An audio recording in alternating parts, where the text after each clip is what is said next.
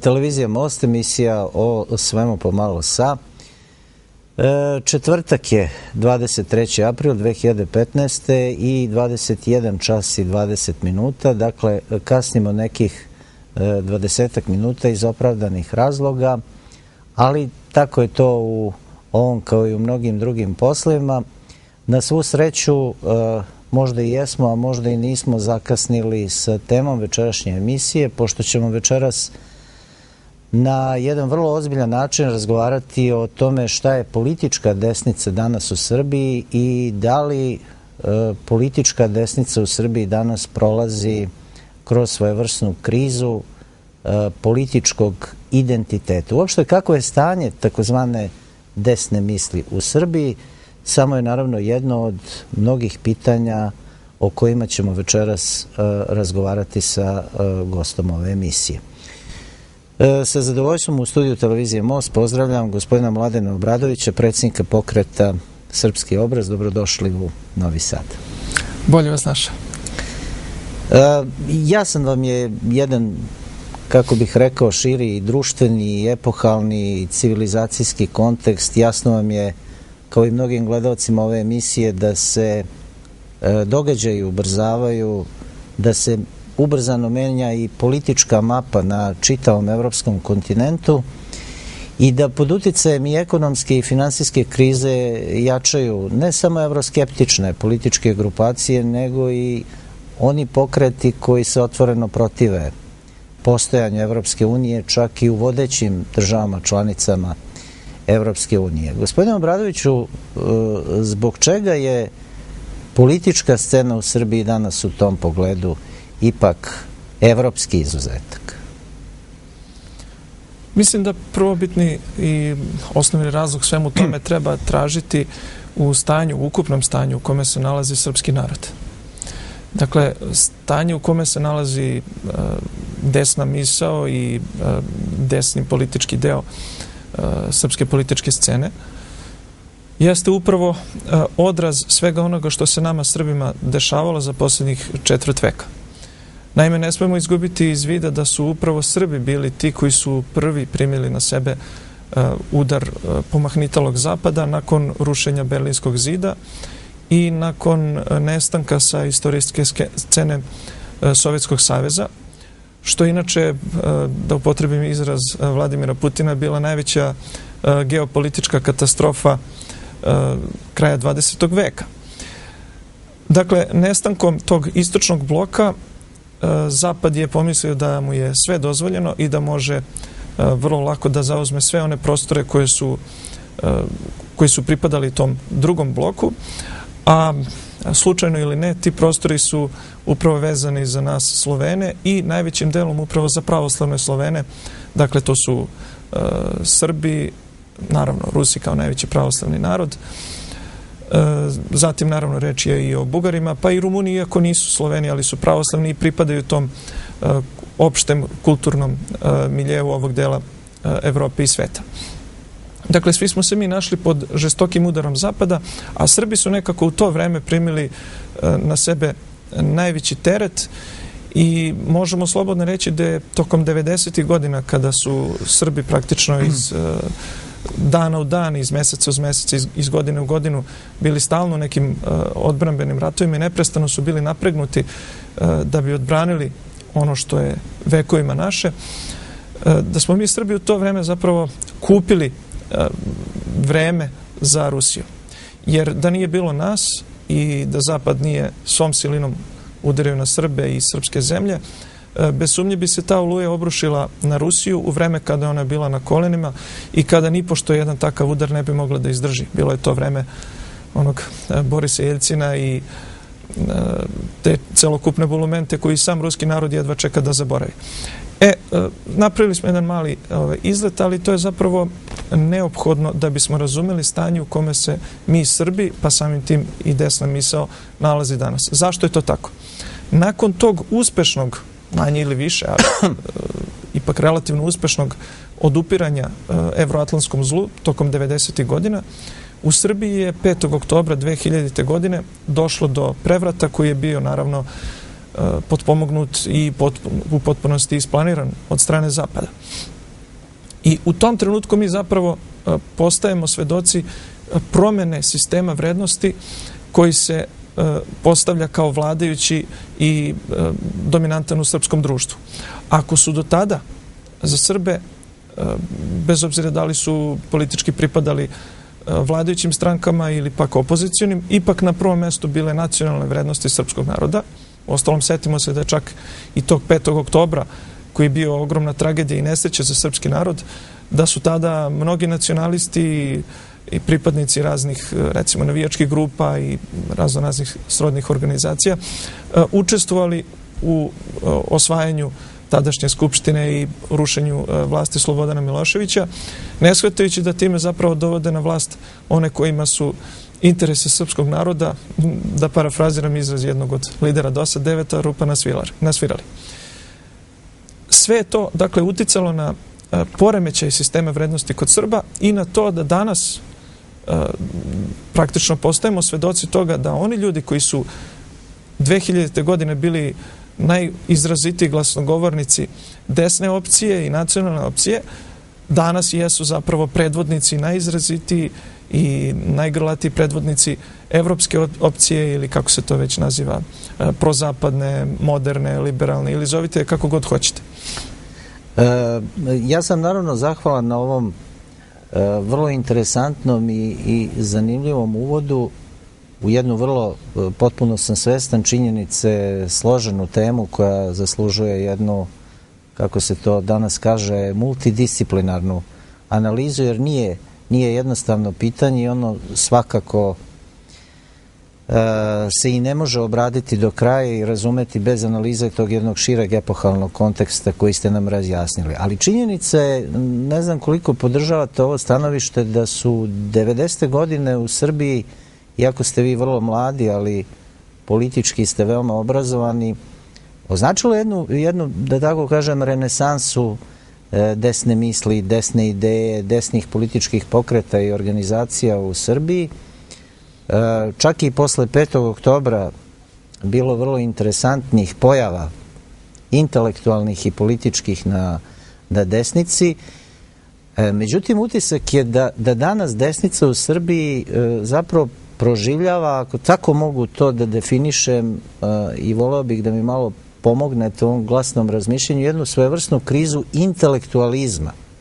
Dakle, nerazumevanja toga šta je desnica i šta je zapravo uloga desne misli u jednom društvu. Da se nadovežem na ovo što ste rekli, smatram da je zapravo ta kriza dobrim delom i nastala upravo tokom tih 90. godina.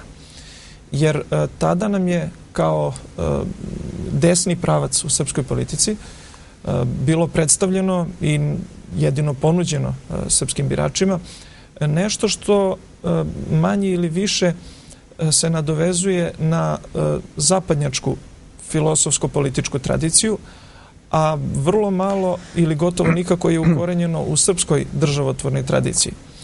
Jer ako govorimo o tome šta obuhvata pojam desnice, tu postoje različita tumačenja. Imate ono klasično francusko iz vremena njihove buržoaske revolucije, gde su levo bili oni koji su zastupili liberalne ideje, a sa desne strane u parlamentu su sedeli oni malo konzervativni, pa je odatle navodno krenula ta podela na levicu i desnicu.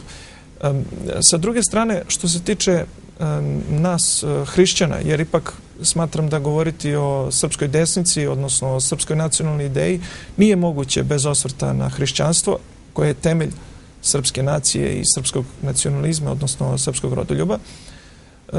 Za nas hrišćane pojam levo ili desno ima mnogo dublji smisao. On se odnosi na one koji su sa leve ili sa desne strane našeg Gospoda Isusa Hrista, čije vaskrsenje i proslavljamo upravo svih ovih dana, 40 dana po Vaskrsu, proslavljamo i pozdravljamo se sa Hristos Vaskrse, i tim vaskrsenjem je zapravo i izvršeno ono što je sam Gospod rekao, da on nije došao na zemlju da donese mir, nego mač, da razdeli žito od kukolja, da razdeli one koji su levo i one koji su desno. Dakle, u tom smislu, ako tumačimo sa jednog drugog ontološkog stanovišta, možemo reći da je desnica, pogotovo ona hrišćanska desnica, ta koja prepoznaje izvor života i izvor nacionalnog identiteta, društvenog bića i budućnosti sopstvenog naroda, pre svega u pravoslavnoj veri. Ako od tog postulata krenemo, ako nam je to kamen temeljac, onda će celokupan naš pogled na politička zbivanja, na društveno uređenje, na to šta i kako treba raditi u državi i društvu, biti potpuno drugačiji od onoga što nam se svakodnevno nameće ne samo ovih dana, nego eto još od 90. godina. Dakle, smatram da izvorna, istinska desnica među nama Srbima i uopšte među pravoslavnim narodima može biti samo pravoslavna desnica. Ona desnica koja nije ni pošto vezana za, po mom mišljenju, loš deo nasljeđa klasične zapadnoevropske desnice koji se odnosi na davanje odrešenih ruku, recimo, finansijskim moćnicima i krupnom kapitalu, ali sa druge strane ta desnica, dakle, u tom smislu ona jeste različita od onoga što se na zapadu naziva desnicom. Sličnosti opet postoje u smislu zalaganja za snažnu državnu vlast, za odbranu nacionalnog identiteta, ali ono što je čini posebno jeste upravo to utemeljenje u pravoslavnoj veri i shvatanje da čoveku nije konkurencija, da ne može čovek čoveku biti vuk, već da je čovek čoveku brat i da je čovek čoveku radost. I mi polazimo upravo od onog evanđelskog kako želite da ljudi čine vama, tako činite i vi njima. Zato Sveti vladika Nikolaj, kao najznačajniji ideolog srpskog svetosavskog pravoslavnog nacionalizma, kaže da srpski svetosavski nacionalizam znači truditi se da izgradimo svoju narodnu kuću, a suviškom svoje snage i svoga blaga pomagati i ostalim narodima da izgrade svoju kuću. I kaže još vladika Nikolaj, vidite, u tom hrišćanskom nacionalizmu sadržan je istovremeno i taj princip bogoljublja i otačanstvoljublja i čovekoljublja.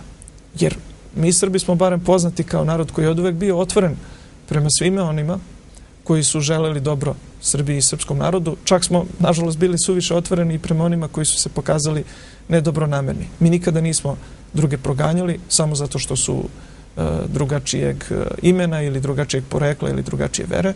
Nismo osvajali tuđe zemlje, samo smo branili svoje. I ako postavimo to kao temelj, to hrišćansko bogoljublje, rodoljublje, čovekoljublje, bratoljublje, onda shvatamo da autentična desnica u Srbiji danas mahom nije izražena kroz postojeće političke stranke.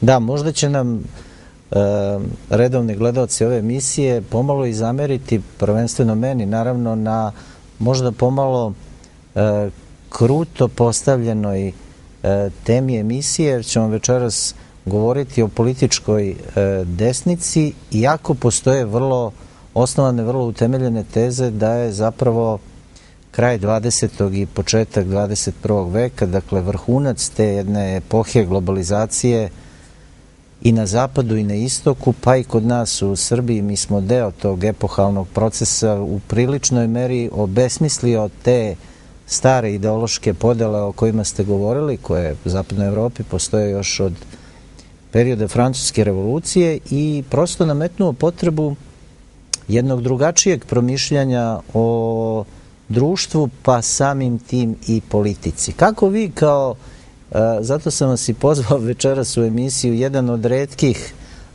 autentičnih desničara, prosto komentarišete to stanovište o prilično besmislenim podelama, ideološkim podelama na levicu i desnicu, kada danas imamo više nego očiglednu dominaciju tržišta nad ostatkom društva?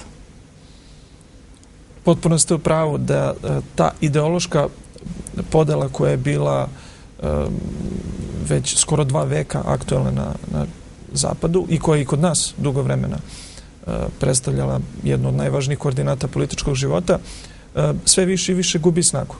Jer konkretno sada u Evropi imate političke snage koje se, recimo, svrstavaju u desnicu, kao što je Nacionalni front, koji predvodi Marine Le Pen.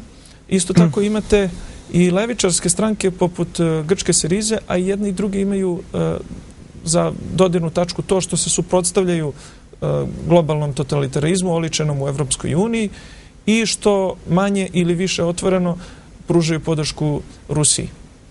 Dakle, ono što je nekada bilo nezamislivo, da levica i desnica budu ujedinjeni po nekim ključnim, strateškim, geopolitičkim pitanjima, to je sada sve aktuelnije i aktuelnije. Da, i izvinite što vas prekidam, ono što je vrlo zanimljivo, to je da te stranke desne orijentacije danas u Evropi i Evropskoj uniji kao izvor inspiracije, ideološke inspiracije, vide upravo savremenu Rusiju. To je, dakle, jedno vrlo interesantno zapažanje koje ste nam izrekli. Dakle, i jedan potpuno nov fenomen, uslovno rečeno, nov, neočekivan zapravo fenomen za Evropu, za koju se verovalo da je prosto toliko pod okriljem Vašingtona da više nema ništa autentično u njoj.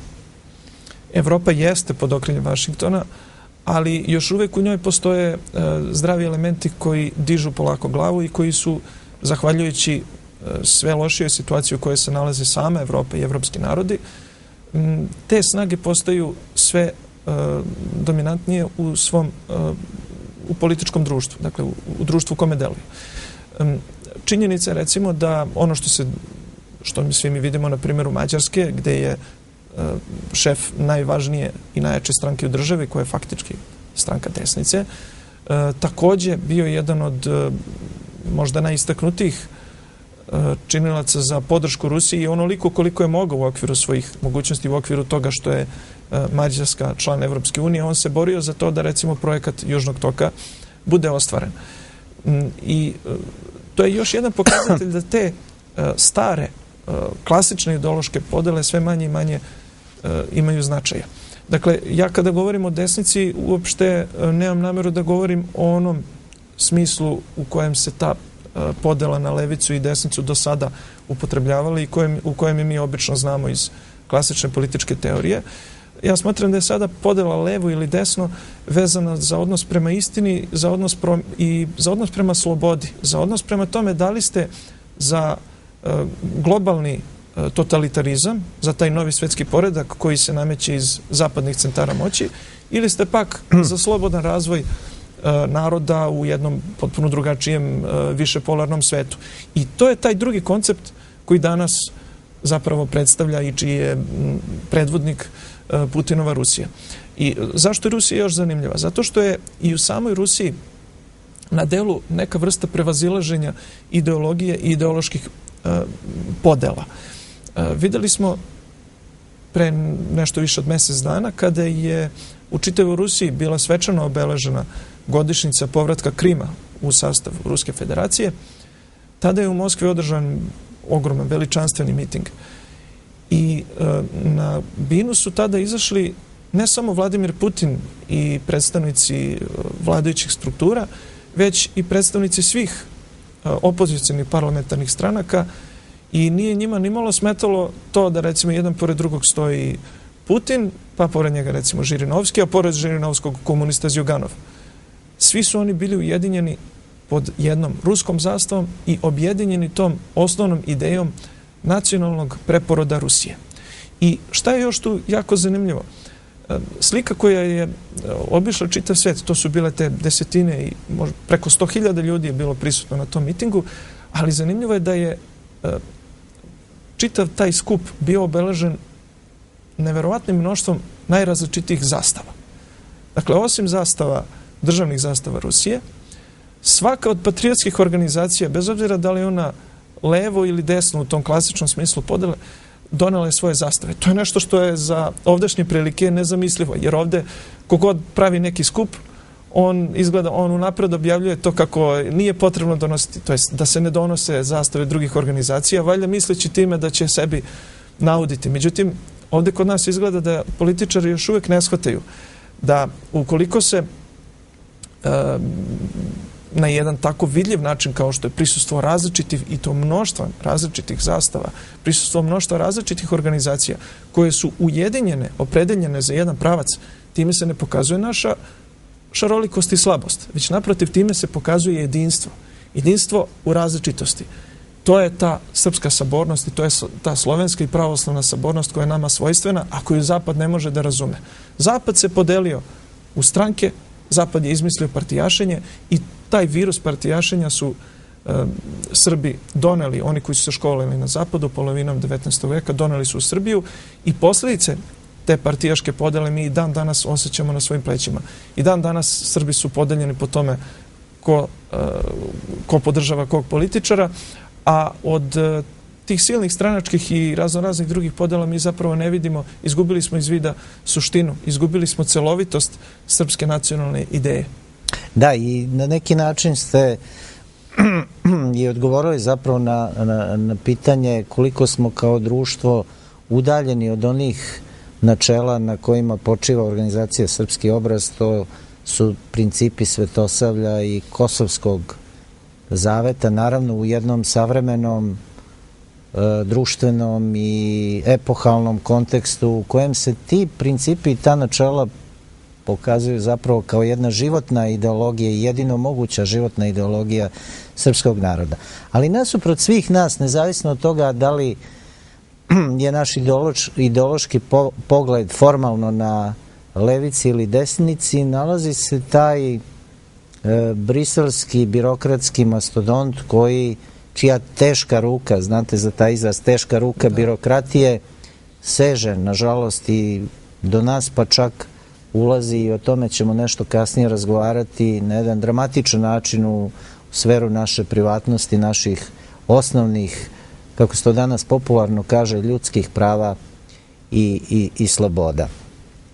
Evo, pošto ste vi naravno jedan čovek koji je izraziti homo politikus, da tako kažem, potpuno bi bilo besmisleno da ovaj razgovor svedemo samo na nekakva filozofsko-ideološka promišljanja.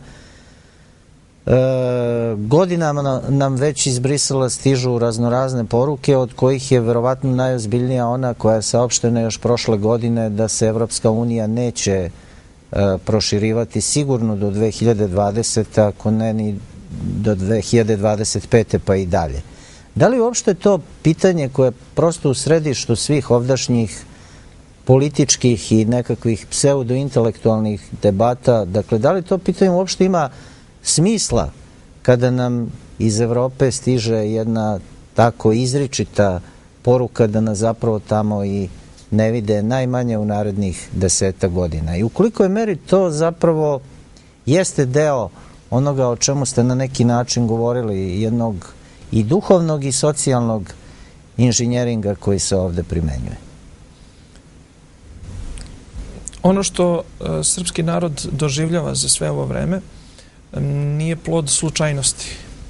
Niti je pak, kao što često žele da nas ubede predstavnici vlasti od 5. oktobra na ovamo, plod nekakvih navodnih velikih srpskih istorijskih propusta i grešaka i toga što mi navodno nismo razumeli kakvi tokovi danas vladaju u svetu, pa nismo mogli na vreme da se prilagodimo toj zapadnoj svemoći. Suština nije u tome. Suština je u tome da Zapad pre svega želi da nametne i Srbima, ali i ostalim slobodoljubivim narodima taj koncept koji nosi naziv Novi svetski poredak. A Novi svetski poredak je zapravo poredak svetskog globalnog totalitarizma. Sveopšte kontrole nad svim segmentima društva i nad svim vidovima našeg života. Vi tu kontrolu danas imate, recimo, od najbanalnijih stvari kao što je mobilni telefon, gde prvo, kada god razgovarate sa nekim mobilnim telefonom, vaša kartica odaje signal i svaki operator u telekomunikacionoj kompaniji može da zna gde se vi nalazite, s kim razgovarate, pa i da prisluškuje vaš razgovor bez ikakvih problema. Da ne govorimo o SMS porukama koje opet svaki operator tamo može da pročita, a ništa manje bezazlene nisu ni ostali servisi za takozvano umrežavanje, odnosno društvene mreže. Uostalom o tome veoma, veoma ubedljivo govorio i odbegli američki obaveštajac Edward Snowden, koji je razotkrio svu tu farsu navodne slobode koje vam pružaju Facebook, Google, Apple i ostale internacionalne kompanije. Dakle, sve je to nešto što naravno ima i svoje jako dobre stvari, mislim, i dobre strane. Ali treba biti svestan da postoje određeni centri moći koji žele da zloupotrebe dobre strane tehnike i tehničkih dostignuća zarad nekih svojih ciljeva. A ti ciljevi jesu hegemonija, globalna hegemonija i stavljanje šape na ljudske i materijalne resurse koji postoje danas u svetu. Nije slučajno zašto Zapad sa tolikom mržnjom i sa tolikom čežnjom istovremeno gleda na Rusiju, a isto tako i na Srbiju i na ostale istočnoevropske zemlje. Zato što je kod nas još uvek očuvan taj zdrav duh, zdrav način razmišljanja i još uvek mladi srpski stručnjaci kada trbuhom za kruhom odu na zapad, tamo predstavljaju zapravo najelitniji deo njihove naučne sfere, njihove kulturne sfere. Naši ljudi još uvek kada odu odavde, a nažalost to se sve češće i češće događa, odlaze kao neko ko nosi potpuno drugačiji genetski, duhovni, moralni i svaki drugi kod. I to je ono što je njima potrebno. Oni su iscrpli svoje resurse, njima trebaju naši resursi, i ljudski, odnosno biološki, a takođe i materijalni, bilo da je reč o recimo našim vodama ili pak da je reč o našim šumama ili da je reč o našoj telekomunikacijnoj kompaniji Telekom Srbija koju sada Zapad želi da uzme pod svoju kontrolu, ili pak da je reč o železnicama Srbije koje takođe treba da budu zašto prodate strancima, ili recimo pre neki dan je bio slučaj Avala filma koji je opet prodat nekoj firmi koja je registrovana pre mesec dana. Dakle, sve su to samo pojavni oblici jednog mnogo šireg konteksta koji ima za svoj cilj porobljavanje svih i svakoga. Često ste u ovakvim i sličnim prilikama govorili o najznačajnijoj nacionalnoj državnoj temi, a to je tema Kosova i Metohije. U toku je taj nekakav pregovarački proces koji je prilično zamagljen verbalnom gimnastikom i birokratskom retorikom, pre svega zvaničnog Brisela. U kom pravcu će se prosto posle sporazuma u Briselu 1, 2, evo najavljuju se 3, 4 i 5 zapravo kretati ta pregovaračka mašina i kako vi uopšte vidite taj jedan, da tako kažem, širi geopolitički kontekst gde se, pomenuli ste primjer Ukrajine, Kosovo ponovo pojavljuje kao par excellence međunarodna politička tema i jedan događaj koji je na neki način epohalnog karaktera jer je zaista predstavljao presedan i u moralnom i u političkom i u međunarodno-pravnom pogledu. Ta mašinerija se za sada kreće onomu kuda je usmeravaju Sjedinjene Američke Države, odnosno svetska finansijska oligarhija koja stoji iza Sjedinjenih Američkih Država. Jer sve što radi Evropska unija, to nije ništa drugo do ispunjavanje, poslušno ispunjavanje želja vašingtonske oligarhije. Još 1999. godine, nakon NATO agresije na tadašnju Saveznu Republiku Jugoslaviju, Zbignjev Bžežinski, koji je zasigurno jedan od najuticajnijih političkih i geopolitičkih umova u Americi, izrekao je misao da je Evropska unija američki protektorat. I ni nakon 16 godina to se nije promenilo. Ništa se nije promenilo. Mi vidimo da evropske države uvode sankcije Rusiji po diktatu Amerike, iako te sankcije zapravo najviše štete samo Evropi. Jer videli smo, Rusija je uvela kontrasankcije i čak zemlja koja najviše štete trpi od svega toga je upravo Nemačka, koja bez obzira na sve i dalje glumi nekakvog predvodnika, nekog američkog buldoga u tome svemu. Da se sada vratim na pitanje Kosova i Metohije. Dakle, Evropska unija sprovodi ono što naredi Vašington, a da bude sve još žalosnije, naši vlastodržci sprovode ono što im narede Evropska unija i što im narade njihovi zapadni poslodavci, odnosno gazde. Dakle, svi ti briselski sporazumi, počevši od onih koje je potpisivao Borko Stefanović i Boris Tadić, pa do sada ovih novih koje potpisuju Dačić i Vučić, zapravo samo predstavljaju etape, korak po korak u potpunom otimanju Kosova i Metohije iz sastava Srbije i sve ide ka tome da Kosovo i Metohija bude potpuno zacementirano, odvojeno od Srbije. Žalosno u svemu tome jeste to što naše vlasti su u svemu tome saučesnici. I ne samo što su vlastodržci saučesnici svojim postupcima, svojim delovanjem na štetu srpskih nacionalnih interesa, već oni pokušavaju da ubede čitav narod da se sa time saglasi i da takvo naopako nakaradno stanje prihvati kao zapravo neko veliko dostignuće i kao nešto čemu svi treba da se divimo i čemu treba da tapšemo. Sećate se kako su nas, sa kakvim žarom su nas pre 2 godine kada je potpisan taj do sada najštetniji deo Briselskog sporazuma, koji se u užem smislu naziva Briselski sporazum, dakle onaj, koliko je to bilo, nekih 14 ili 15 tačaka. Na osnovu tog sporazuma su ukinute sve preostale srpske političke i bezbednosne institucije na severu Kosova i Metohije. Na osnovu tog sporazuma su srpske lokalne vlasti predate u ruke uzurpatorskoj terorističkoj bandi, moram tako da kažem, jer to je jedini ispravan izraz, sa sedištem u Prištini. I nakon svega toga, tih dana, a i kasnije bili smo svedoci kako su nas predstavnici vladajućih stranaka ubeđivali kako je to najbolji mogući sporazum koji je postignut u interesu svih građana, a posebno Srba na Kosovu i Metohiji.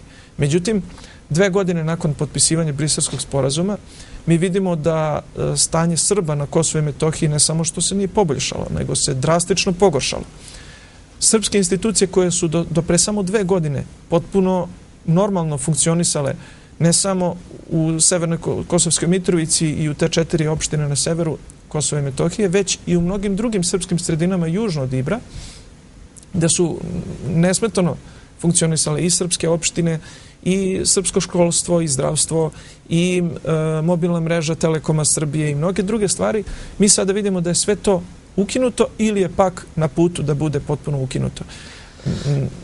Sada najnoviji primjer je ovo sa hidroelektranom Gazivode, koja je od ogromnog strateškog značaja za opstanak Srba na severu Kosova i Metohije, i vidimo da je i ona jednostavno predata u ruke šiptarskim teroristima i separatistima, a da Srbe na Kosovu i Metohiji za to zapravo niko nije ni pitao. Bili su izloženi jednom strahovitom teroru. Ja sam lično imao prilike da se uverim svojim očima u to kako to izgleda novembra 2013. godine kada su bili održani i u one 4 severne opštine lokalni izbori po takozvanom zakonodavstvu Tačijevog Kosova, kada je vlast poslala sopstvene strukture, to su bili odredi pripadnika žandarmerije koji su porazbijali one čuvene glasačke kutije, a istovremeno su preko svih mogućih medija za to optužili pristalice bojkota i između ostalog i pripadnike Obraza, među kojima sam bio i ja lično, Krstimir Pantić, Aleksandar Vulin, Milovan Drecun i svi ti ostali glasnogovornici, pa i sam Vučić, su veoma, veoma glasni bili u tome kako oni osuđuju najoštrije taj incident, oni će pohvatati odgovorne. Naravno, odgovorne nikada nisu bili uhvaćeni niti na bilo koji način privedeni pravdi, jer su ti koji su odgovorni zapravo poslati od strane beogradskih vlastodržaca. Ali navodim to samo kao jedan mali primjer, kao jednu ilustraciju toga šta se sve zbiva i na koji način zapravo se mi sami odričemo Kosova i Metohije. To je ono što je najstrašnije. Ne bi mogli ni NATO pakt, ni Evropska unija, ni Hašim Tači, ni Ramuš Haradinaj, ni bilo ko od njih ne bi mogli da postignu sve ovo da nije bilo takve saradnje, odnosno kolaboracije srpskih vlasti od 5. oktobra, od 2000. godine pa na ovamo. Da, profesor Milomir Stepić, jedan sjajan intelektualac i zaista možda i najozbiljniji srpski geopolitičar, svojevremeno je napisao izvanrednu studiju pod naslovom Kosovsko pitanje, geopolitičko pitanje, verovatno imajući u vidu i brojna fascinantna priznanja zapadnih centara moći zašto je Kosovo danas pod NATO okupacijom. Mi smo više puta prethodnih godina u ovom studiju pominjali znamenito pismo ambasadora Vilija Vimera upućeno nemačkom kancelaru Schröderu. Ja ću za večeras izdvojiti dva posebno značajna segmenta tog pisma. Prvi je da su Amerikanci Kosovo sa Metohijom okupirali kako bi ispravili grešku koju je počinio general Eisenhower 1945. jer nije na Balkanu, to jest Jugoslaviji, stacionirao američke trupe. I posebno zlokobno zvuči tačka 8 tog pisma gde se govori o Srbiji trajno isključenoj iz evropskog razvoja. Mi smo povodom te tačke 8 napravili sigurno 30-ak razgovora i jedan od onako najzlokobnijih zaključaka iz tih razgovora je da nas zapravo mnoge zapadne sile ili globalna sila ne vidi kao deo evropskog, kulturnog, civilizacijskog i hrišćanskog kruga, nego kao deo jednog novog entiteta u kojem će u narednom periodu dominirati taj radikalni islamizam kao novi činilac na ovim prostorima. I zaista vidimo da se situacija u Makedoniji dramatično pogoršala, da se na Kosovu umeđu vremenu izgradilo na stotine islamskih bogomolja i da nastaje jedna nova generacija islamistički orijentisanih albanskih terorista. Pre neki dan smo došli do saznanja da se u Tirani gradi najveća džamija na Balkanu. Situacija u federalnom Sarajevu nam je takođe vrlo jasna i o tome smo govorili. Dakle, stvara se ona čuvena zelena transverzala koja je u neko moje vreme 80-ih i 90-ih delovala kao neka science fiction literatura, a danas je zapravo realnost geopolitike Balkana, ako tako mogu da kažem. Kako vi prosto vidite tu ideju, vrlo ozbiljnu ideju da se ovde desi jedna promena prosto kulturnog i civilizacijskog koda jednog prostora koji je autentično srpski i, kako ste i sami rekli, pravoslavno-hrišćanski? Postoji jedna teorija koju sam i sam prilično sklon, a to je da Zapad namerava da prostor Balkana faktički preda na upravljanje Turskoj, kao neku vrstu nadoknade za to što Tursku ne žele da prime u Evropsku uniju, baš kao ni Srbiju. A Turska, kao jedna od najznačajnijih islamskih zemalja na svetu, sve više i više u liku svojih državnika istrajeva na toj neosmanskoj tradiciji. Takođe, postoji još nekoliko vrlo zabrinjavajućih pojava koje verovatno na prvi pogled niko da ni ne primećuje ili teško da im pridaje određeni značaj, međutim, taj značaj svakako postoji. Setimo se prave poplave turskih serija, koja traju unazad već godinama. Setimo se prave poplave raznoraznih građevinskih i drugih, recimo, firmi koje nam dolaze iz tog tursko-muslimanskog sveta, poput, na primjer, Azerbejdžana. Za mene je prosto neshvatljivo da autoput kroz Šumadiju mora da gradi firma iz Azerbejdžana kada su srpski radnici, ili ako hoćete i jugoslovenski svojevremeno, po čitavom svetu, u čitavoj Aziji, Africi, Evropi, nema gde nisu gradili i puteve, i hidroelektrane, i gradove, i sve živo. Pa zar mi ne umemo da gradimo puteve, nego treba da nam dođu Azerbejdžanci? Svaka čast svakome. Ali čemu to sve vodi? Da li je to slučajno? Ili, na primjer, imate sad te čuvene Arape koji se u liku raznih šejka non stop pojavljuju kao nekakvi veliki dobrotvori Srbije i srpstva, a kada proniknete malo dublje u to šta se krije iza svega toga, vidjet ćete da su to isti oni šejci koji su 98. i 99. godine finansirali Tačijevu terorističku OVK na Kosovu i Metohiji i čak su za to dobili od njih zahvalnice i nagrade.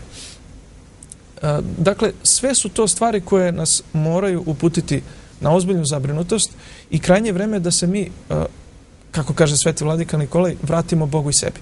Jer to je zapravo ono što je poruka istinske desnice, povratak sebi, povratak svojim korenima, povratak svojim duhovnim vrednostima koje su temelj svega ostalog.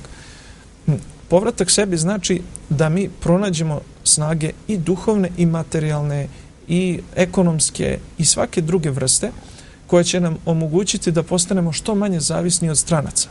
Jer, kako kaže naš narod, tuđa ruka svrab ne češe i nisu stranci došli u Srbiju zato što nas mnogo vole ili zato što boluju od nekakvog silnog altruizma, nego zbog toga što odavde žele da izvuku profit, odnosno da isisaju profit na najlagodniji mogući način. Jedan od mnogobrojnih primjera za to jeste ovo što se danas događa, već sam spomenuo, plan države da se proda Telekom Srbija i ono što je preostalo od srpskih profitabilnih preduzeća koje još uvek koliko toliko kontroliše naša država. I praktično dolazimo do toga da se Srbija svodi na status jedne kolonije koja će biti porobljena u svakom smislu. Kulturno, duhovno smo porobljeni kroz trovanje raznoraznim kulturnim otpadom, da li je to preko određenih televizija, reality programa, serija ili bilo čega drugog, što sve predstavlja jedan potpuno tuđ kulturni obrazac i krajnje štetan za sve nas. U ekonomskom smislu vidimo već kako to porobljavanje napreduje užasavajućim tempom, gde događa se da se, na primjer, tenderi za izvođenje kapitalnih građevinskih radova nameštaju tako i postavljaju tako da nijedna srpska firma na njima ne može da konkuriše, već da mogu da konkurišu samo firme iz inostranstva koje onda uzimaju naše preduzeće da budu podizvođači i da obavljaju celokupan taj posao za mizerne pare, za bedne pare. Dakle, to je, da nastavim samo što se tiče tih vidova okupacije, naravno postoji i onaj najogoljeniji vid, to je vojna okupacija koja za sada nije prisutna na prostoru čitave Srbije, već za sada samo na prostoru Kosova i Metohije, ali nemojmo imati nikakvih zabluda u tom smislu. Sama činjenica da je nedavno potpisan sporazum sa NATO paktom, taj famozni IPAP, kojim je naša vlast dozvolila sve ono zbog čega smo 99. godine ratovali i zbog čega smo se borili i zbog čega smo zaslužili poštovanje i divljenje čitavog slobodoljubivog sveta. Sada je to jednim potpisom na jednom papiru sve predato zaboravu i zapravo data je faktički Srbija na upravljanje NATO paktu. Jer sada vojnici NATO-a mogu slobodno, bez ikakve brige i bez ikakvog obzira da se kreću po Srbiji i da u određenom trenutku čak mogu da proglase recimo neku našu kasarnu za njihov strateški važan objekat, da tu postave svoje rakete nas ne pitajući, jer tako piše u ugovoru, i da samim tim Srbija ne svojevoljno postane buduća meta možda ruskih raketa koje će biti prinuđene da budu okrenute ka Srbiji kao jednom od poligona NATO pakta. Zato je jako, jako opasna ta priča o dovođenju NATO-a i jedna od, moram se osvrnuti zaista i na to, jedna od šarenih laža kojim oni pokušavaju da obmanu srpski narod danas, jeste to da navodno ako Srbija pristupi NATO-u i što se čvršće povezuje sa tim Severnoatlantskim vojnim savezom, da će tada navodno biti onemogućeno dalje raspačavanje Srbije, jer NATO navodno štiti granice svojih članica. Međutim, oni namerno prećutkuju činjenicu da bi naše zbližavanje sa NATO-om zapravo značilo cementiranje faktičkog stanja, odnosno odcepljenja i otimanja Kosova i Metohije. Mi bismo na taj način i trajno bili sprečeni, sami bismo sebe onemogućili da jednog dana, kada se geopolitičke okolnosti u potpunosti promene, vratimo Kosovo i Metohiju. A sa druge strane, to ni na koji način ne bi sprečilo mogućnost unutrašnjeg raspada i daljeg slabljenja i truljenja Srbije. Mi bismo zapravo na taj način bili samo do kraja i u tom poslednjem vojnom smislu okupirani i pretvoreni u potpunosti u jednu koloniju koja služi samo za to da stranci kao pijavice isisavaju životne sokove iz našeg narodnog organizma. A na primjeru Grčke, Turske, Kipra i Severnog Kipra koji je Turska svojevremeno okupirala, mi vidimo da NATO pakt zapravo ne donosi sigurnost nikome ko nije po volji gospodarima iz Vašingtona. Da, pošto ovaj razgovor vodimo u Novom Sadu na televiziji Most, jedno je od retkih slobodnih medijskih enklava, nažalost i taj izraz primeren sadašnjoj medijskoj situaciji. Volao bih da malo prokomentarišemo upravo u ovom kulturno-civilizacijskom smislu i stanje u Vojvodini, koja se već sigurno 15 godina tiho odvaja od ostatka Srbije, a od strane ovdašnje političke klase otvara se takozvano vojvođansko pitanje kao neka vrsta replike onog korpus separatuma hrvatskog iz 1939. godine, čine mi ishod dobro poznat.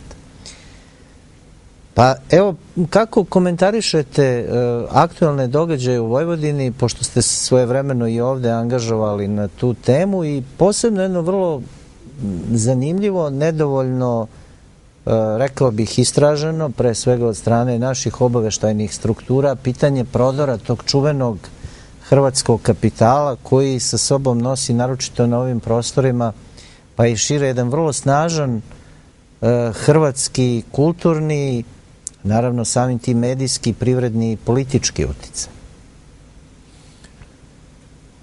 U pitanju je opet jedan isplaniran proces koji nije od juče, koji je bio zapravo utemeljen još u vreme vlasti Josipa Broza i komunističke diktature. Stvaranje odnosno tada socijalističke autonomne pokrajine Vojvodine bilo je jedna od najvažnijih etapa u tom planu odvajanja Vojvodine od ostatka Srbije. Komunisti su još u svojoj početnoj fazi imali plan da se srpski narod razbije na što više delova. Jer postojali su posebni partijski komiteti za Vojvodinu, za Kosovo, za različite delove srpskog nacionalnog korpusa, dok je istovremeno sve ono što je pripadalo, recimo, hrvatskom nacionalnom korpusu, svemu tome je bilo omogućeno da čak i Srbe upija i da ih stavlja pod svoju kontrolu. Zašto nije napravljena autonomna pokrajina na prostoru, recimo, Srpske krajine, tamo gde su Srbi bili u većini, Srbi koji su činili prema različitim procenama od 1/3 do 1/4 stanovništva u toj javnojevskoj Hrvatskoj, isti oni Srbi koji su, da nije bilo stravičnog pokolja i genocida u NDH, mogli da postanu možda i odlučujući politički činilac na tom prostoru. Zašto tu nije bilo autonomije? Zašto nije bilo autonomije za Srbe u Bosni i Hercegovini? Zašto nije bilo autonomije za Srbe u Makedoniji? Ne, stvorene su autonomije samo na prostoru te skraćene i osakaćene Srbije, da bi se srpski narod do kraja rasturio, da bi se onemogućio u tome da postane veoma važan činilac, odnosno najvažniji geopolitički činilac na Balkanu. I to što i danas pokušavaju razni politički mešetari sa srpskom Vojvodinom nije ništa drugo do nastavljanja te kominternovske politike. Samo na drugi način, zavijeno u neke druge parole, u parole demokratije, ljudskih prava, poštovanja prava manjina i svega ostalog. Da, profesor Milo Lompar je u svojoj poznatoj studiji Duh samoporicanja veoma stručno i kompetentno obrađivao tu temu i u jednom od svojih posljednjih intervjua rekao nešto što je veoma važno, a ide u prilog svima vama koji ste protivnici učlanjenja Srbije u Evropsku uniju. On je naime govorio o hrvatskoj komponenti unutar Evropske unije, što je došlo do izražaja naročito posljednjih meseci i naročito povodom slučaja Vojislav Šešelj, koji je onako kulminacija jednog hrvatskog uticaja unutar te Evropske unije, ma šta mi mislili o tom hrvatskom uticaju, ali nesumnjivo je i nesporno je da on zaista postoji. Ja sam ovo pomenuo prosto kao dodatak vašoj tezi, ali je svakako zanimljivo pitanje, čini mi se, za jedan širi komentar i jednu širu elaboraciju te komponente u Evropskoj uniji. Pa opet ću se vratiti na period komunističke diktature. Josip Broz je upravo bio Hrvat i njegovi ljudi od najvećeg poverenja su upravo opet bili iz tog hrvatskog miljeja i nije nimalo slučajno zašto je Hrvatima kao jednom potpuno posebnom političkom činiocu u toj socijalističkoj federativnoj republici Jugoslaviji bila namenjena uloga da glume nekakvu avangardu, da budu ti koji će da nas vuku ka zapadu, pa sedište Jugoslovenske radiotelevizije nije bilo u Beogradu, nego u Zagrebu. Pa i financija, što je još mnogo važnije. Da, znači to su samo neki mali pokazatelji koji nam govore zapravo kuda je sve to išlo.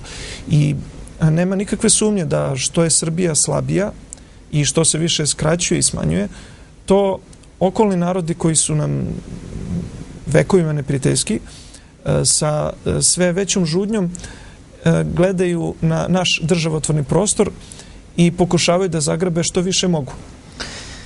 Dakle, nije reč samo o Hrvatima, reč i o Šiptarima i o mnogima drugima. I naravno, želim da stavim jasnu ogradu, znači mi kada govorimo o Hrvatima ili o nekom drugom narodu kao geopolitičkom činiocu, to ni pošto ne znači da svaki pripadnik tog naroda predstavlja neprijatelja Srba. Mislim da je to svakome jasno. Ovdje je reč o geopolitičkim kategorijama, a ne o ličnom svojstvu bilo koga. Međutim, samo da se još malkice nadovežem na to pitanje Vojvodine. Dakle, paradoksalno je da je Vojvodina nastala kao izraz najplemenitijih nacionalnih težnji srpskog naroda, koji je želeo samo autonomiju unutar tuđinske Austrijske imperije. A danas srpski neprijatelji žele da nam poture koncept Vojvodine kao autonomije, odnosno neke vrste samostalnosti Srba od samih Srba i od same Srbije, što je naravno apsurd i što naši preci 1848. godine nisu mogli ni da zamisle, ni da pomisle, niti bi im ikada palo na pamet. Dakle, srpska Vojvodina ne postoji bez srpstva i bez Srbije. Zahvaljujem i kolegama iz režije koji me obaveštavaju da bi bilo lepo da večeras čujemo i gledalce. Još jedno pitanje pre nego što najavim naš redakcijski telefon, dakle telefon svi znaju, 021 6623157, gost Mladen Obradović, predsjednik pokreta Srpski obraz. Ovaj razgovor ne bih smatrao potpunim kada se ne bismo osvrnuli na onaj segment vaših odgovora gde ste govorili o slobodi koji ugrožava taj jedan apsolutni kapitalizam koji danas dominira i u Srbiji. Prosto je neverovatan konsenzus političke klase u Srbiji oko nekih zakonskih projekata i pitanja koja zaista zadiru do kraja u našu intimu, u našu privatnost. Recimo, prosto je neverovatno kako se lošim argumentima brani ovaj katastrofalni zakon o obaveznoj vakcinaciji dece, kakvi se sve falš argumenti koriste u proturanju i nekakvih odredaba budućeg građanskog zakonika gde se reguliše jedna sfera koju su odavno regulisali naši običaji, naš moral, naša tradicija, gde prosto zakonodavac nema šta da traži. I ono što je vrlo interesantno, a vi ste nažalost na ličnom primjeru to iskusili, da i neototalitarizam više ne dolazi tako što vas prekriva nekakva teška ruka teškog diktatora, nego se on sasvim legalno protura kroz zakonske propise. I to je zaista potpuno jedna nova pojava koja sve nas na ovim prostorima koji smo do juče verovali svojoj državi apsolutno zbunjuje. I ispoljava se onom čuvenom pitanju, čuli ste ga milion puta, gde je tu država i šta ona radi. Dakle, mnogi ljudi ne shvataju da se država povlači pod uticajem tog apsolutnog kapitalizma iz mnogih bitnih sfera i da se seli u onu sferu naše intime gde nam apsolutno država nije potrebna. Možda sam malo zakomplikovao pitanje, ali prosto ovaj razgovor ne bih smatrao potpunim. Stvarno se mnogo ljudi javlja, potpuno su zbunjeni, zakonski projekti su gotovo orvelijanskog karaktera. Da, s obzirom da sam i sam roditelj, veoma sam zabrinut zbog tih novih zakona koji se sve žešće i žešće nameću svima nama. Danas očigledno je da vlast želi da roditelje prikaže kao najveće neprijatelje sopstvene dece.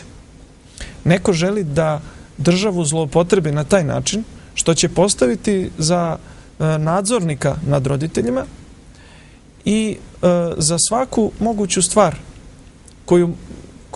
u kojoj bi mogli da iskoriste, odnosno zloupotrebe našu decu, da bi razarala sama deca i sam sistem, da bi razarao porodicu kao osnovnu ćeliju društva, oni će učiniti sve što budu mogli.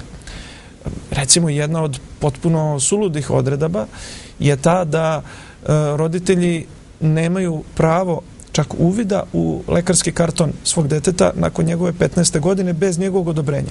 A istovremeno, isti taj roditelj nosi punu pravnu odgovornost za dete sve do njegove 18. godine. Dakle, nosite odgovornost za dete, a nemate nikakva prava nad njim.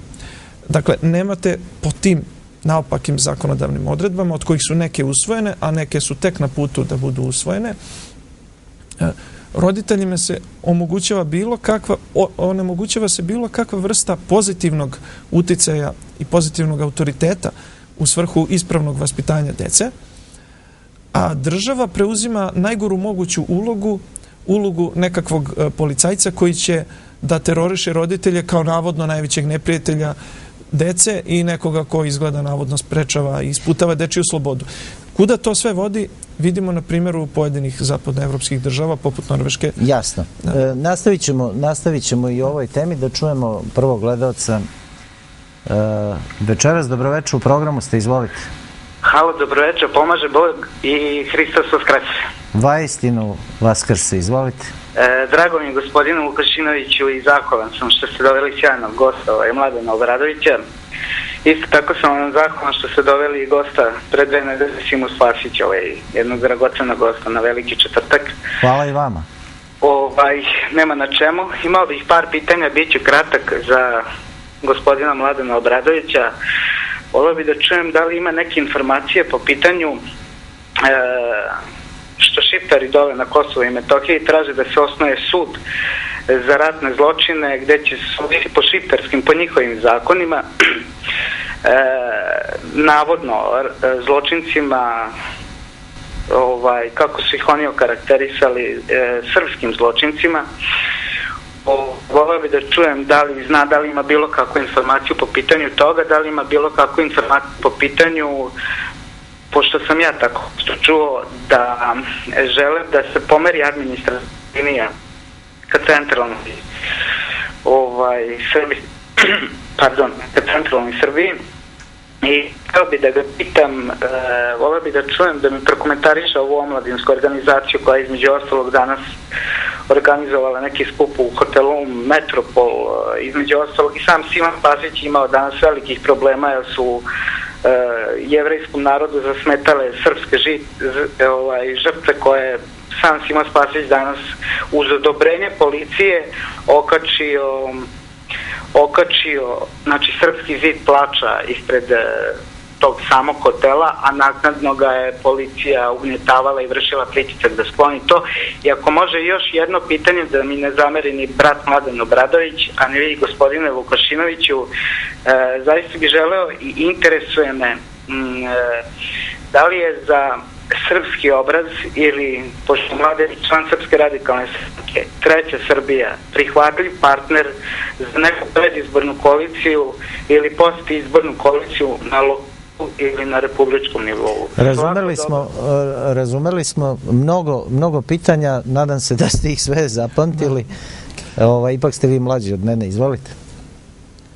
Pre svega hvala gledalcu na vrlo sadržajnim pitanjima. Naravno, krenut ću od onog što je najbitnije, a to je Kosovo i Metohija. Pitanje suda za ratne zločine, koje je prilično aktuelno posljednjih nekoliko meseci, doživljavam kao još jednu vrstu farse, odnosno kao još jedan pokušaj da se prikriju pravi zločinci, da se prikriju njihovi zločini, naravno reč je pre svega o šiptarskim teroristima i njihovim zločinima nad Srbima, tako što će se osnovati nekakav sud za ratne zločine koji će biti naravno u sklopu takozvanog kosovskog sistema. Svi mi znamo kako će taj sud da sudi. Ne treba tu biti naročito pametan. Videli smo da ni jedan od tih sudova koji je navodno trebalo da utvrdi istinu i da navodno kazni krivce za zločine na prostoru bivše Jugoslavije nije opravdao ta očekivanja i nije opravdao one fraze kojima je bio hvaljen u svetskoj javnosti, počevši od Haškog suda, takozvanog Haškog tribunala, pa nadalje. Dakle, videli smo da je to jedan najodvratniji, najmonstruozniji antisrpski sud i potpuno ista stvar se događa i sa sudovima u Bosni i Hercegovini, isto se događa i u Hrvatskoj, koji dan danas ima tajne zapečaćene optužnice protiv mnogih Srba. Ista stvar će se desiti i na Kosovu i Metohiji. Nije problem što Zapad želi da osnuje taj sud. Mislim, kad kažem nije problem, smatram da je to nešto na što jednostavno moramo da budemo spremni, jer Zapad koji je došao svojom vojskom na Kosovo i Metohiji, koji želi da otme Kosovo i Metohiju iz sastava Srbije, će učiniti sve što je u njegove moći da to stanje faktički potvrdi i da pokuša da ga opravda pred svetskom javnošću. Dakle, ne treba da nas čudi što pokušavaju da osnuju taj sud. Ali ono što mora da nas čudi, što treba da nas zaprepasti, protiv čega moramo da se borimo, to je sramno ćutanje naših vlasti. Jer naša država je ta koja mora da štiti srpski narod na Kosovu i Metohiji. To je osnov svega. A mi se, nažalost, odričemo svega. Nedavno su potpisani dodaci na taj Briselski sporazum, kojim smo se odrekli i sopstvenog sudskog pravosudnog sistema na Kosovu i Metohiji koji funkcionuje sve do sada. Nastavimo razgovor s gledalcima. Dobro večer, u programu ste, izvolite. Dobro večer. Dobro večer. Izvolite, u programu ste. Gospodine Vukašinoviću. Pozdravljam vas, izvolite. Ja bi mladog gospodina Obradovića nešto pitala na 2 pitanja, 3, dozvolite mi, molim vas. Samo izvolite. Gospodin Obradoviću, recite mi, molim vas, kako naša vlast ne reaguje, kako ovi u Srbiji, kako ovi na Kosovu. Ako ubije neko Srbina, nikad se ne nađe krivac, nema ga. Ako ubije Srbin Šiptar, odmah su ga uhapsili. Objasnite mi to, molim vas, i još jedno pitanje. Ako se sve prodala u Srbiji, pa sad ako prodaju i Avala film, pa će doći na red Narodno pozorište, pa muzej, a recite mi, molim vas, šta će Srbima ostati, zašto se narod ne okupi oko vas, vas nazivaju ovi fašisti, vas nazivaju fašistima, ekstremistima, a oni su stvari to, mnogi mediji. Pa recite mi šta da radimo, zašto se narod ne okupi oko vas, koji ste patriote i rodoljubi, a vas je 20%, 80% koji ne vole svoj državu i razmišljaju uopšte da ostanu u državi, niti ne stalo za Srbije. Hvala vam lepo i prijatno. Hvala i vama, izvolite. Vaša uvažena slušateljka, odnosno gledateljka, je zapravo konstatovala, utvrdila jednu činjenicu koju svi mi već odavno znamo. To je da kada su u pitanju Srbi, ni pravo, ni pravda nemaju nikakvu važnost. Pred sudovima naših neprijatelja krivi ste samo zato što ste Srbi i tu je zaista potpuno u pravu gospodin Goran Petronijević, koji inače i moj branilac u mnogim postupcima. U mnogim kafkijanskim postupcima, da. Koji se vode protiv vas. On je, eto sada da ga parafraziramo, pred tim sudovima zapravo svako je nevin dok se ne dokaže da je Srbin. Žalosno u svemu tome, ponovit ću, je što imamo sopstvene vlastodržce kao saučesnike u svemu tome. Ako se mi povlačimo, ako se naša sudska vlast povlači sa Kosova i Metohije, logično je da će tu prazninu da popuni neko drugi. A taj neko drugi, to su šiptarski separatisti i teroristi. Da. I da se nadovežem, ako imamo... Samo izvolite za to. Da se nadovežem na pitanje šta treba raditi i na koji način se okupiti i ujedno da se time nadovežem i na ono što je vaš prethodni gledalac pitao. Dakle, pitanje srpske sabornosti je od ključnog značaja za opstanak našeg naroda. Sabornost ne treba shvatiti u smislu toga da sad sve moramo nasilno ugurati u jedan tor, da svako treba da izgubi svoj identitet, da svi treba da se pokoravaju samo jednoj osobi, već sabornost treba shvatiti kao jedinstvo različitosti. Na onaj način kako to polako vidimo da provejava u Rusiji.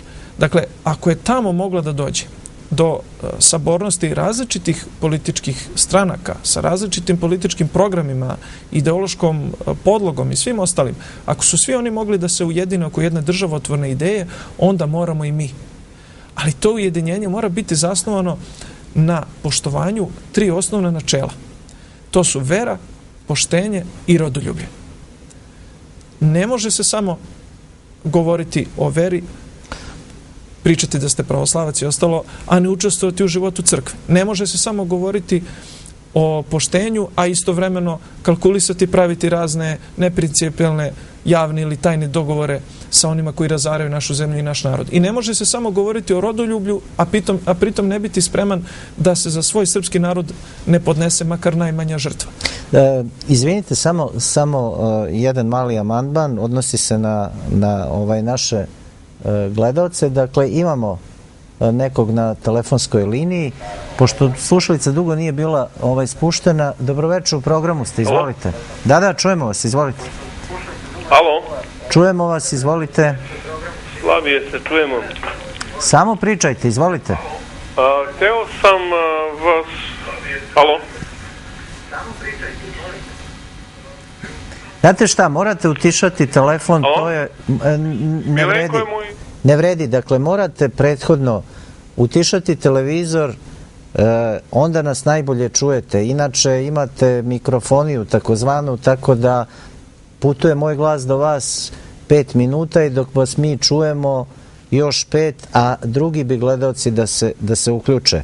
Dakle, 0216-623-157, otvoren naravno telefon za vaše pitanje i komentare. Molim vas da dominiraju pitanja, a manje komentari. Dok se gledaoci ne uključe, ja bih da malo, ukoliko uopšte imamo vremena, govorimo i o tom konsenzusu nekompetentnosti.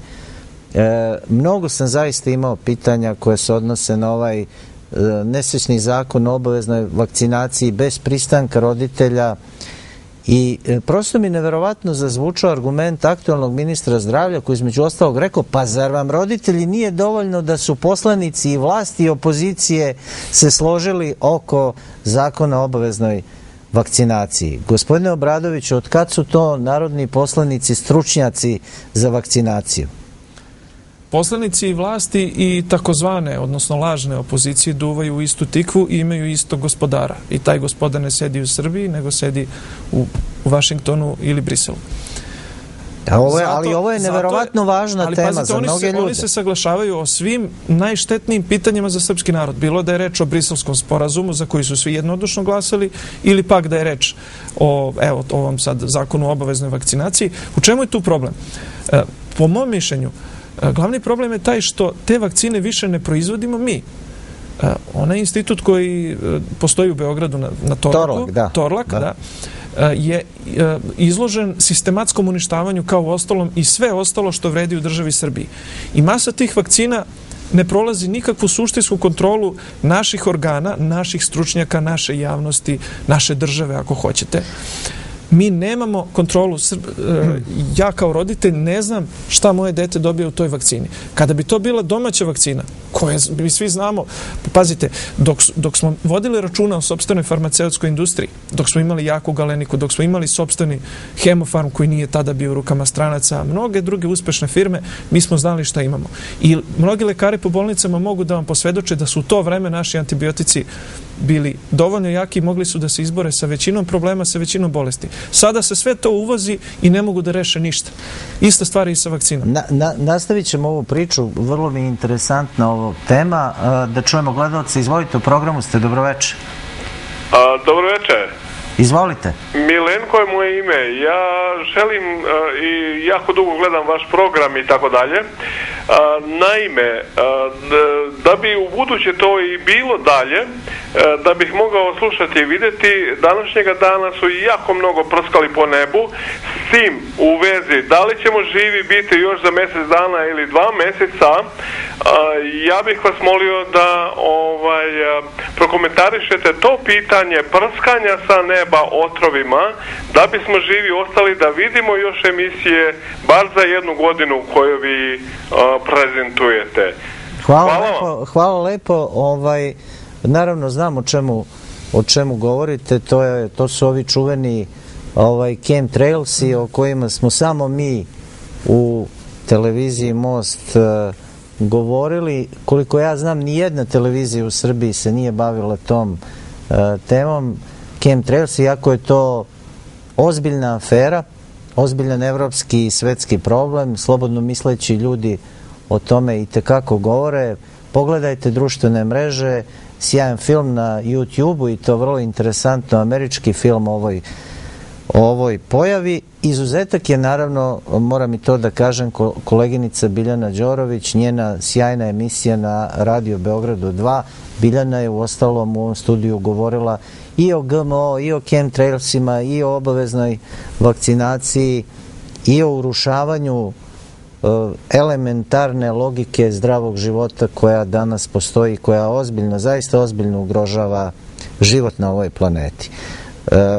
Drago mi je da je gledalac ovo pomenuo, nismo planirali pitanje, ali evo, ako je moguće, naravno, kratko da se osvrnete i na ovu pojavu. Ništa novo i ništa čudno. Oni koji su bili spremni da nas bombarduju takozvanim osiromašenim uranijumom i koji su doveli do toga da Srbija postane vodeća zemlja u Evropi po broju obolelih od malignih oboljenja, spremni su i na takve stvari. Dakle, na delu je, to vidimo u svakom segmentu, u svakoj pojedinosti našeg života, potpuno razaranje i uništenje srpskog naroda. I tome se možemo odupreti jedino ukoliko budemo složni, ukoliko se potrudimo da se konačno vratimo sebi, svojim korenima, svojim sopstvenim vrednostima i svojim snagama, kojih još uvek, Bogu hvala, ima. Da, ali moram da samo dopunim gledalca i uključit ćemo sledeće. Chemtrailsi su, opet sam spreman da to i dokažem u ovoj emisiji, jedan ozbiljan problem i evropske i svetske politike i zdravlja svetskog stanovništva. Da, ali ko će to da spreči kad vi vidite da mi nemamo čak ni borbene avione, nemamo lovce koji mogu da dežuraju nad nebom Srbije. Da. Nemaju akumulatore, nemaju točkove, nemaju uređaje za poletanje, nemamo ništa. Nastavimo razgovor s gledalcima. Dobroveče, u programu ste, izvolite. Hvala, dobroveče, pozdrav za vas, gospodine Vukašinoviću, i za vaše gosta. Hvala. Imao bih jedno pitanje. Dovezao bi se na prvog gledalca, ali konkretno, znači pitanje saradnje, da ili ne, u pitanju je treća Srbija. Šta tu može da se desi i pošto je vaš gost Mladen Obradović govorio o sabornosti, ja bih ga pitao, znači kad se kaže za krst časni i slobodu zlatno, da li može doći do zlatne slobode bez časnog krsta i obrnuto, i da li u tu onda, ako može, onda znači postoji neki pokreti za koje ja smatram da su kvazi patriotski pokreti poput Dveri koji po mom nekom mišljenju, znači da je to produžena ruka Aleksandra Vučića koja služi jednostavno da pacifizuje narod, jer kad god su neki protesti ključni za srpski narod, njih nema, tipa 17. mart, tipa zakon o radu, tipa G parada, znači oni nigde ih nema. Eto, toliko od mene. Razumeli smo vas, izvolite. Smatram, i ponovit ću to, da treba sarađivati sa svima onima koji su za krst časni i slobodu zlatnu, koji iskreno, otvoreno, javno podržavaju i bore se za srpske nacionalne interese. I to pitanje saradnje nije pitanje za nas, nego je pitanje za druge. Dakle, mi smo već više puta izrekli taj stav da smo otvoreni za saradnju sa svim istinskim srpskim rodoljubivim organizacijama, ali pitanje je za druge da li žele ili ne žele saradnju sa nama. Mnogi od onih kojima smo se do sada obraćali za saradnju su to odbijali da urade. Sa druge strane, postoje i oni s kojima sarađujemo ili s kojima smo sarađivali ranije, pa sada je to došlo, nažalost, do neke jako čudne i nelagodne faze, na primjer u kojoj gde ja recimo nisam imao prilike uopšte od povratka doktora Vojislava Šešelja, pošto je neko od vaših prethodnih gledalaca spomenuo to da sam se učlanio u Srpsku radikalnu stranku. Mislim da je to već poznat događaj od pre godinu dana kada smo pred one prethodne republičke izbore napravili dogovor sa Srpskom radikalnom strankom i Srpskim narodnim pokretom Naši o zajedničkom nastupu na izborima na listi Srpske radikalne stranke, i deo tog dogovora je bio i to da smo se Ivan Ivanović kao predsjednik pokreta Naši i ja lično učlanili u Srpsku radikalnu stranku, a sa druge strane Nemanja Šarović kao potpredsjednik, odnosno zamenik predsjednika Vojislava Šešelja je postao počasni član obraza, i to je bio deo našeg bratskog pristupa za odnosno pokušaja stvaranja jedne saborne priče, sabornog delovanja, koji nažalost u to vreme nije bio prepoznat i nismo uspeli da uđemo u Republičku skupštinu. Međutim, kada je reč o toj sabornosti, ne bi trebalo da se zaustavi samo na tome. Ja nažalost nisam uopšte imao priliku da razgovaram sa doktorom Vojislavom Šešeljom o svemu tome, od njegovog povratka u Srbiju, i smatram da je tema saradnje sa drugim rodoljubivim organizacijama od ogromnog značaja. Dakle, izbegavanje razgovora na tu temu ili pak guranje svega toga po tepih, mislim da ne može doneti dobra nikome. I pitanje toga da li mi s nekim hoćemo ili nećemo da sarađujemo nije pitanje koje se postavlja obrazu, nego pitanje na koje treba drugi da odgovore, jer mi smo na to pitanje odavno odgovorili. Rekli smo da želimo saradnju sa svim čestitim, iskrenim, jasnim i otvorenim srpskim rodoljubima.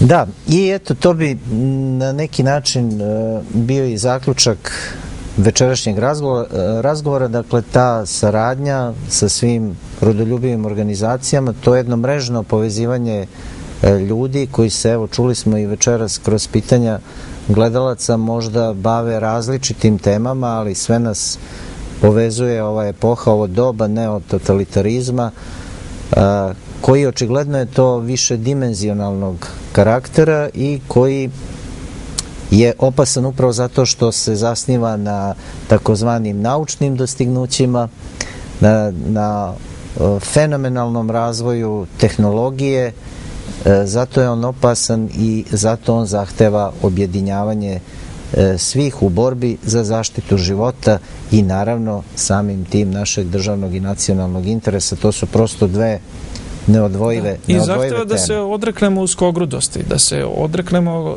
političke kratkovidosti.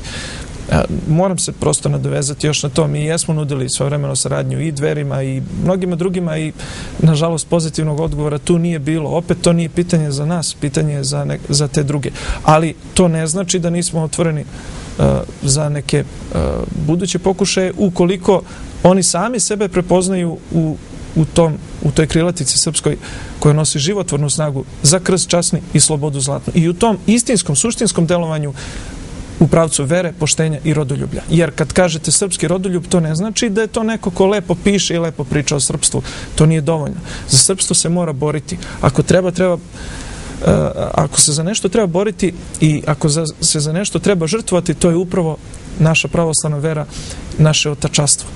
I svako onaj ko misli da je dovoljno biti Facebook patriota, Srbin iz fotelji ili Srbin sa govornice ili Srbin iza tastature, taj se debelo vara i debelo greši. Ako želite da sarađujete, mi smo otvoreni za saradnju sa svim. Hvala lepo.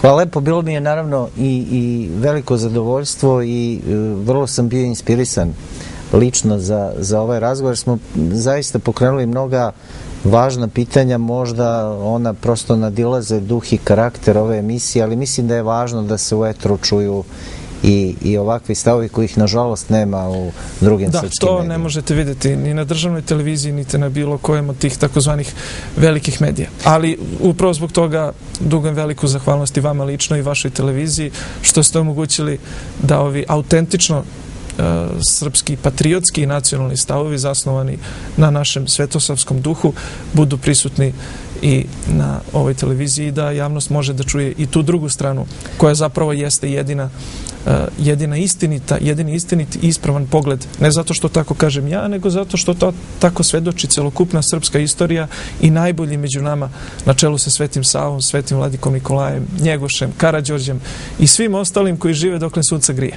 Hvala mnogo, poštovani gledalci, toliko za večeras. Reprize su u običajnim terminima, da ih ne ponavljam. Vidimo se naravno za 7 dana uz napomenu da ovu emisiju možete pogledati i na internet stranici televizije Most, kanal YouTube. Doviđenja i svako dobro.